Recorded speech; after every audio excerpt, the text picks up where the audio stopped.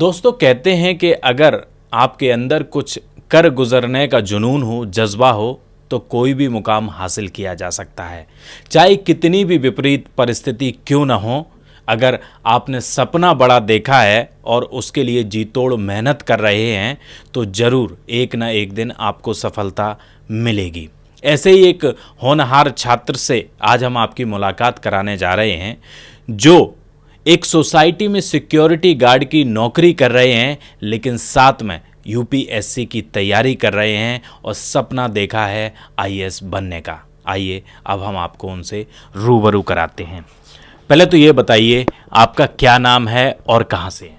जी, सबसे पहले मैं आपका धन्यवाद करना चाहूँगा कि आपने इंटरव्यू लेने का मौका दिया है बड़े प्लेटफॉर्म पे। मेरा नाम सुफियान हाशमी है। मैं मिर्ज़ापुर ज़िला उत्तर प्रदेश का रहने वाला निवासी हूँ और मेरा ग्रेजुएशन महात्मा गांधी काशी विद्यापीठ वाराणसी से हुआ है। मेरी प्रारंभिक शिक्षा कशोमजार मिर्ज़ापुर ज़िले से हुई है और मैंने ये सपना अपने एकेडमिक के दौरान, हाई स्कूल के दौरान तब मैंने देखा जब मैंने न्यूज़पेपर में बड़े बड़े अच्छे आईएएस ऑफिसर जैसे अंसार शेख वगैरह के इंटरव्यू मैंने पढ़े, तो मेरे अंदर भी एक समाज सेवा की भावना अंदर जगी कि मैं भी चल के अपने देश के लिए, अपने समाज के लिए कुछ बेटर कर पाऊँ। इस वजह से मैंने अपने एकेडमिक के दौरान ही इस क्षेत्र को फील्ड में चूज़ किया और इस तरफ लगातार प्रयासरत हूँ। और उसके बाद जब मेरा ग्रेजुएशन पूरा करने के बाद मैं दिल्ली आया प्रिपरेशन के लिए और वर्तमान में तैयारी अपना जारी है मेरी तैयारी। परिवार में कौन कौन है? परिवार में मेरे एक बड़े भैया हैं जो कि दुकान चलाते हैं गांव में, और पापा की भी छोटी दुकान है बाज़ार पास के, मतलब स्थानीय लोकल तौर पे फुटपाथ में कपड़े की दुकान लगाते हैं।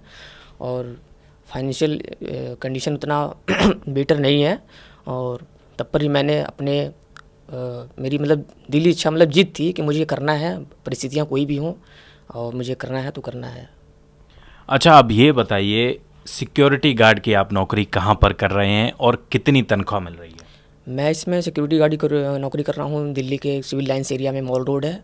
सोसाइटी का नाम है पार्श्वनाथ लॉ ट्रॉपिकाना और सिक्योरिटी के जो सिक्योरिटी चल रही है नाम है ब्राउन सिक्योरिटी।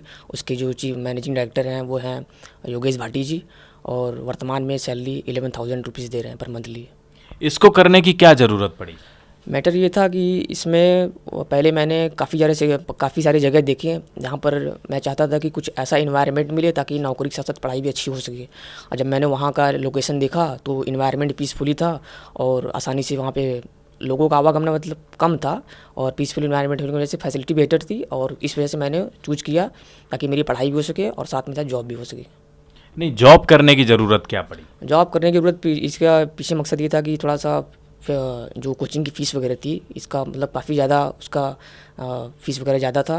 इस वजह से फाइनेंशियल कंडीशन वीक होने की वजह से पूरा भर नहीं पाया। इस वजह से मैंने खुद जिम्मा लिया कि थोड़ा बहुत घर से ले लूँ और थोड़ा बहुत अपने एफर्ट से जमा कर सकूँ इसको। अब ये बताइए माहौल क्या है, किस तरीके से पढ़ाई कर रहे हैं, कितना समय मिल जाता है नौकरी के साथ साथ, क्योंकि करना ये बड़ा कठिन होता है। देखिए, आपको अगर आपका लक्ष्य क्लियर हो तो आपके सामने कितनी परिस्थितियाँ कठिन आ जाएं आप उससे विचलित नहीं हो सकते। अगर आपका दृढ़ निश्चय आपने कर रखा है किसी चीज़ के लिए, नौकरी करने के पीछे मकसद ये था कम से कम अगर पहले से ही अगर मैनेजिंग करने की क्षमता अंदर होगी तो आगे चल के कोई भी सर्विसेज हो, कोई भी फील्ड हो, वहाँ पर हम बेटर परफॉर्म कर सकते हैं। परिस्थिति तो आपने बताई विपरीत है, नौकरी भी कर रहे हैं, कब शिफ्ट रहती है, कितने बजे की शिफ्ट होती है, फिर घर पे आके किस तरीके से पढ़ाई होती है? शिफ्ट मेरी रहती है, पहली बात तो रात को वहाँ पे ड्यूटी पे जाता हूँ मैं। ड्यूटी पे जाते ही वहाँ पे सारा स्टडी मटेरियल लेके जाता हूँ। पढ़ाई वहाँ पे निरंतर चलती रहती है। 2 घंटे के अंतराल पर एक छोटी ब्रेक लेता हूँ, उसके बाद फ्रेश होता हूँ, फिर से पढ़ाई अनवरत जारी रहती है वहाँ पर लगातार पूरी रात में, क्योंकि सोसाइटी है, पढ़ाई जारी रहती है। सुबह जब वहाँ छुट्टी होती है तो फ्रेश होने के बाद मैं जो है कि 9 से लगभग 12 के बीच में आराम करता हूँ। फिर उसके बाद लंच वगैरह करने के बाद फिर कोचिंग के लिए प्रस्थान करता हूँ और कोचिंग से आने के बाद फिर जो पढ़ाया गया रहता है उसको रिवीजन करता हूँ और फिर रात में नौकरी के टाइम पे जितना भी प्रीवियस सब्जेक्ट जितने पूरे हो गए हैं उनको रिवीजन करना और फिर नए सब्जेक्ट की तरफ ओरिएंटेशन होना। किस कोचिंग से अभी आप तैयारी कर रहे हैं? मैं इसमें नई दिल्ली मुखर्जी नगर में है दृष्टि डिवीज़न, वहीं से मैं कोचिंग कर रहा हूँ। क्या फ़ीस है और किस तरीके से आपने व्यवस्था की? मैंने फ़ीस ले रखी है ऑफलाइन क्लासेस की, जो कि फ़ेस टू फेस चलती है। वहाँ का कॉम्बो है, जिसमें कि जीएस का 4 पेपर है, एसे है, ऑप्शनल है, सीसेट है। टोटल कंबाइंड फ़ीस है 2,08,000 रुपये, पूरी छूट मतलब कि जीएसटी वगैरह इंक्लूड करके। तो बाकी और मैंने अपने जॉब के थ्रू मैं और पैसा जमा किया, और जो घर से भी कुछ हेल्प मिला था उसके थ्रू मैंने ये सब काम किया। अब थोड़ा सा ये समझाइए दर्शकों को, जब ये विपरीत परिस्थितियां होती हैं उसके बाद भी मनोबल, कॉन्फिडेंस जो होता है वो काफ़ी हाई रखना होता है, कि कई बार कई लोग आ जाते हैं, यार क्या कर रहे हो, कई चीज़ें बोलते हैं तो कॉन्फिडेंस डाउन हो जाता है। क्या ऐसा जीवन में आया जब आपने इन सब चीज़ों के बारे में सोचा? देखिए, कॉन्फिडेंस आपको जब अपना लक्ष्य जब पता हो ना, तो उसमें किसी बाहरी चीज़ की मोटिवेशन की ज़रूरत नहीं पड़ती। आपको अपने अंदर से मोटिवेशन लाना पड़ता है। ये नहीं कि हम किसी का मोटिवेशनल वीडियो देख के हम इंस्पायर हो जाए, ये सब मिथ है। जो आपका अगर लक्ष्य क्लियर है, पहली बात तो 4 चीज़ें होती हैं कि आपको जाना कहाँ है। आपका गोल एकदम क्रिस्टल क्लियर होना चाहिए। फिर उसके बाद जाऊँगा कैसे, दूसरी चीज़ है जाऊँगा कैसे। उसके लिए आपको एक प्लान तैयार करनी पड़ती है कि मेरा ये गोल है, और इसका जो प्रिपरेशन का वे होगा वो क्या होगा। और तीसरी बात है कि अंदर जान कितनी है। फिर उसके बाद चौथी चीज़ है कि हमें पूरा जी जान लगा देना है। और इसके लिए 3 चीज़ चाहिए: patience, perseverance, dedication. These are the 3 most important चीज़। और एक हमारे इंडिया के ग्रेट फिलोसफर कह चुके हैं, everything comes to us that belongs to us if we create capacity to. बस यही चीज़ें इंस्पायर करती हैं। जो कुछ हमारा है हम तक आता है यदि हम उसे ग्रहण करने की क्षमता रखते हैं। बस यही चीज़ें हैं। यूपीएससी की तैयारी होती है तो कई घंटे मेहनत करने की ज़रूरत होती है, तो अभी कितने घंटे आप पढ़ाई कर रहे हैं? देखिए, इसमें घंटा इंपॉर्टेंट नहीं करता। इम्पोर्टेंट ये करता है आपने जो पढ़ रखा है, आपके अंदर वो चीज़ें हैं कि नहीं है। आप 18 घंटे किताब के सामने बैठे हुए हैं, आपके दिमाग के अंदर कुछ घुस ही नहीं रहा है, तो ऐसी पढ़ाई से कोई मतलब नहीं है। आप पढ़िए 10 से 12 घंटे, लेकिन वो सॉलिड होना चाहिए। क्योंकि बॉडी का भी एक तरीका होता है कि बॉडी अपने आप को रीजनरेट करती है। आप जो चीज़ें पढ़ते हैं उसको जो है कि अंदर आत्मसात करना होता है। इसलिए कम से कम बॉडी को रिलैक्स भी चाहिए होती है। कम से कम मैक्सिमम नहीं तो कम से कम 5 से 6 घंटे बॉडी को मतलब कि आराम चाहिए होता है, जो कि ज़रूरी होता है। और आप इस एग्ज़ाम को क्रैक करने के लिए आप 10 से 12 घंटे मोस्ट सफिशिएंट है। बस ये होना चाहिए कि आप जो पढ़ रहे हैं सही दिशा में होना चाहिए। एक बोलते हैं ना स्मार्ट स्टडी, इसके थ्रू आप अपने गोल को अचीव कर सकते हैं। कोई भी गोल हो, जरूरी नहीं है कि यूपीएससी, कोई भी फील्ड हो, सबका अलग अलग चॉइस होता है अपना। आपने बताया कि अगर स्मार्ट स्टडी अगर हम करते हैं सफलता मिलती है। आप नौकरी के साथ तैयारी कर रहे हैं। बहुत सारे बच्चे पूरे देश से आते हैं यहाँ पर दिल्ली में कोचिंग करते हैं, और घर से भी मदद मिलती है, उनको पैसा भी मिलता है। लेकिन एक दौर तब आता है कि जब साल 2 साल अटेम्प्ट किया, उनको सफलता नहीं मिली, कॉन्फिडेंस नीचे चला जाता है।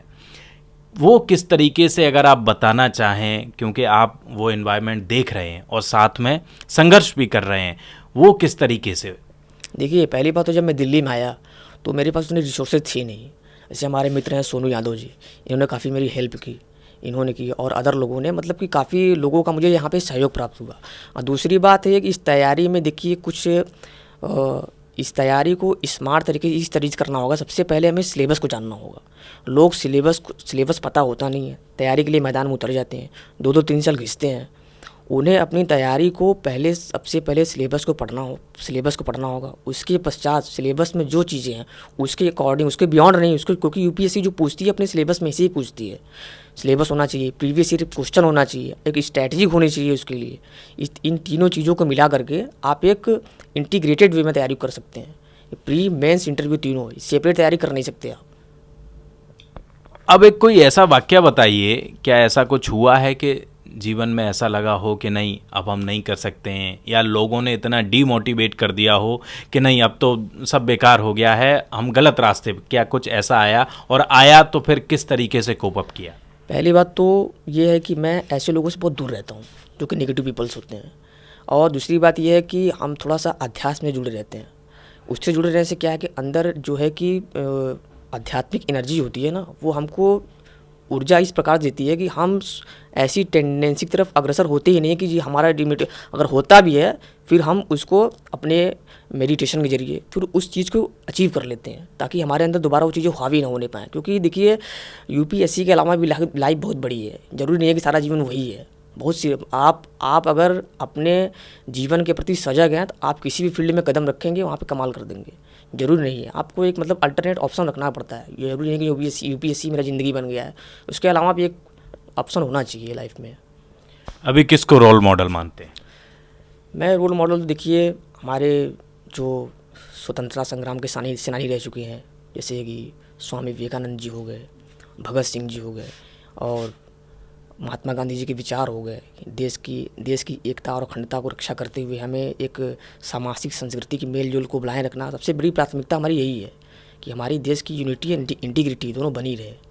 इसके लिए हमारे स्वतंत्रता सेनानियों जो काम किया है वो हमारे लिए आदर्श है। जीवन में कब ऐसा मौका आया जब आपको लगा नहीं अब तो यही करना है, कुछ नहीं करना है? वो मौका देखिए, सबसे पहली बात तो जब मैं हाई स्कूल में ही था तब से मैं इसके बारे में काफ़ी कुछ जानता गया। उसके बाद मुझे लगा कि मैं समाज का जो निम्न वर्ग है, और क्योंकि हमारे रिलीजन में थोड़ा सा ये मिथ बन गया है ना कि लोग दूसरे की मिसाल देते हैं कि आप पढ़ के वो देखो बीटेक करके बैठा हुआ है, वो ये करके बैठा हुआ है। तो इन सब चीज़ों को मैं चाहता हूँ कि दूर करूँ, और इसका एक मात्र जरिया हो सकता है कि अगर कोई नीचे से बंदा कोई ऐसा काम करता है एजुकेशन के फील्ड में जो कि उस समाज के लिए मिसाल बन सकती है, तो मेरा अप्रोच इस एरिया में है ताकि मैं कुछ करूं, ताकि और लोग मोटिवेट हों इस सर्विस में आने के लिए, शिक्षित होने के लिए। क्योंकि हमारी कम्युनिटी में क्या है कि थोड़ा सा एजुकेशन के प्रति रुझान बहुत कम है। लोग इंटरव्यू 10वीं करने के बाद लोग जनरली भेज दिए जाते हैं कि बाहर जाओ, पैसे कमा के घर भेजो। अब तो बस इस चीज़ को थोड़ा सा मतलब मैं ये जो मिथ बना हुआ है, ये मैं इसको तोड़ना चाहता हूँ कि लोग अपने बच्चों को एजुकेशन के क्षेत्र में आगे लाने के लिए प्रयास करें। आगे अब क्या विचार है?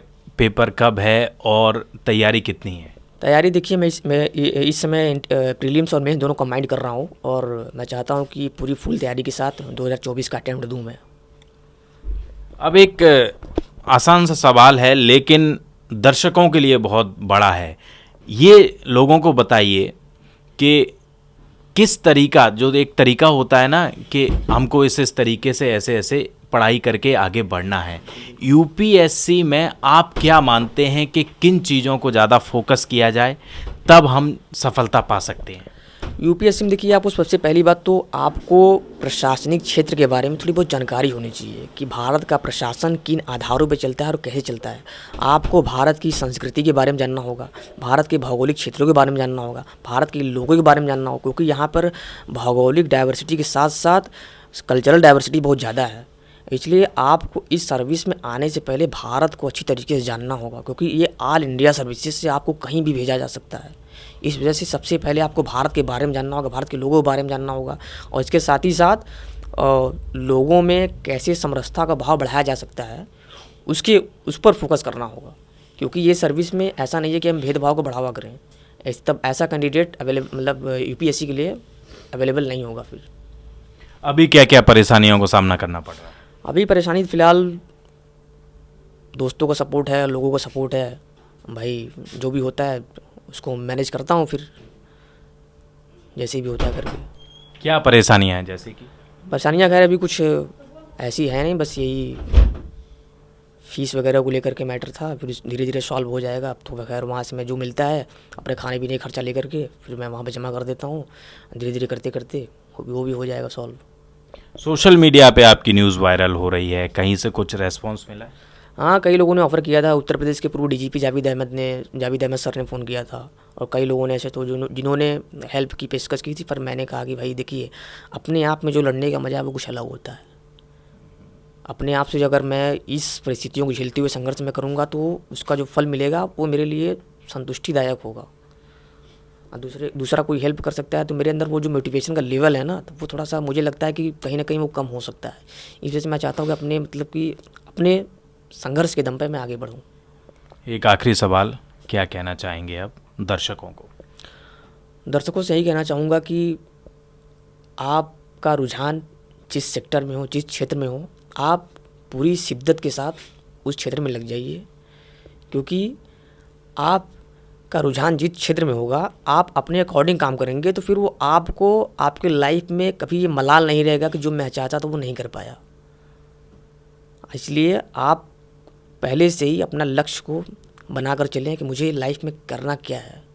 आप जिस भी फील्ड में कदम रखेंगे, आप किसी और को दोषी नहीं ठहरा सकते कि तुमने मेरे ऊपर थोपा था कि मुझे ये करना है। इसलिए प्रत्येक को ये सोचना चाहिए कि हमें लाइफ में क्या करना है, एक गोल अपना क्रिस्टल क्लियर होना चाहिए सबसे पहली बात तो, और उसी के अनुरूप आगे बढ़ना चाहिए। बाकी फेलियर देखिए, फेलियर ज़िंदगी का हिस्सा होता है। इंसान जब गिरेगा नहीं तब उसे उठने की जो लालसा है ना वो नहीं मिल पाएगी। बात करने के लिए बहुत बहुत शुक्रिया। तो आपने देखा कि सिक्योरिटी गार्ड की नौकरी और साथ में यूपीएससी की तैयारी कितना बड़ा जज्बा, कितना बड़ा जुनून हो सकता है। वाकई काबिले तारीफ़ है जो ये व्यक्ति जो हैं वो इसकी तैयारी कर रहे हैं, और हम सब लोगों की दुआएं हैं कि इनको सफलता ज़रूर मिले। लेकिन एक बात ज़रूर आप लोग भी याद रखिएगा कि सफलता और असफलता ये जीवन का हिस्सा है। कहीं ना कहीं जीवन में जब आप कोई कार्य करेंगे तो सफल असफल हो सकते हैं, लेकिन अगर आपके अंदर जज्बा है, जुनून है, कर गुजरने की कुछ तमन्ना है तो सफलता आपके कदम जरूर चूमेगी। कैमरा पर्सन चंदन के साथ दिल्ली से हृदय यादव, न्यूज़ पॉइंट।